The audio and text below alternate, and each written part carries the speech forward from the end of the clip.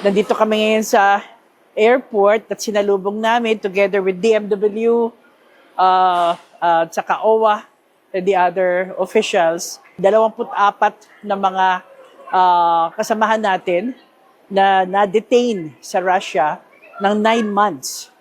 Kaya sila napalabas na bigla-bigla. Ito yung request ng Pangulong Marcos na nagpunta siya, nandun siya sa Kazan, which is south of the Russian Federation. Lahat sila babae. I think 2 lalaki lang sa 24.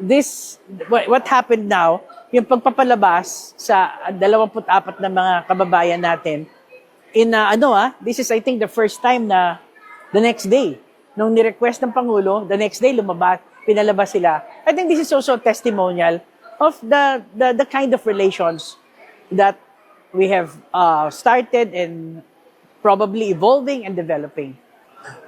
Tayo ay nagsasagawa na ng mga implementasyon ng pagtulong sa kanila pagbalik.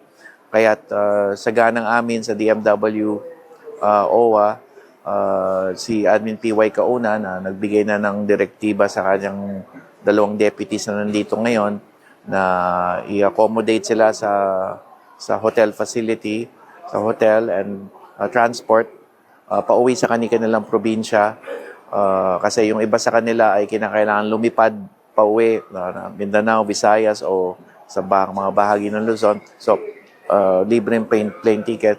And then, pinag-utos din ng Pangulo na bigyan ng pantawid na tulong pinansyal. So, merong binigay sa kanila.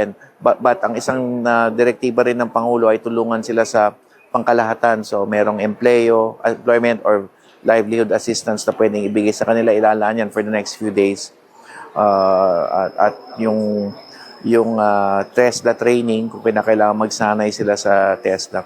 May ilang lumapit sa akin na may isa may special child at yung isa yung dalawa ay may malubhang sakit ng kanilang magulang. So, lalapitin natin sa DOH at sa Office of the President kung ano ang kabuang lunas na may bibigay. But of course, may financial assistance din mula sa DMW OWA. Pinag-utos ito ng Pangulo na bigyan sila kahit papano na pantawid na halaga ng pera sa kanilang pagbabalik. Salamat po kami kay President Bongbong Marcos dahil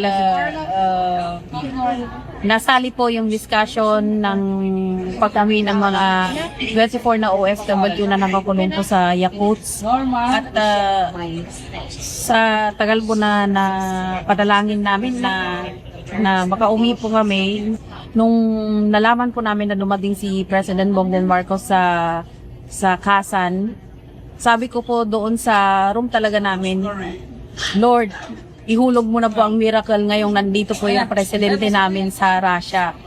Ginaumagahan talaga po, talagang nandyan na yung balita na sabi, pack all your things and you go home. Sabi ko ng mga security doon sa detention. Ba't ako wala pa dyan? Ano to pangalan? Grabe po ang saya namin. Overjoyed po kami lahat. Nagsisigawan, nagiiyakan. Sa tuwa po na natugunan na po yung matagal pong panalangin ng lahat na makauwi na po kami. Address? Makasama namin ang aming mga pamilya.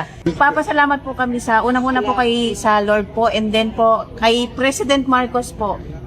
Sir Bongbong Marcos, maraming salamat po dahil yung pagpunta niyo po sa Russia, yung po yung naging sagot ng pag-uwi po namin dito sa Pilipinas. Thank you po, BBM. Thank you so much.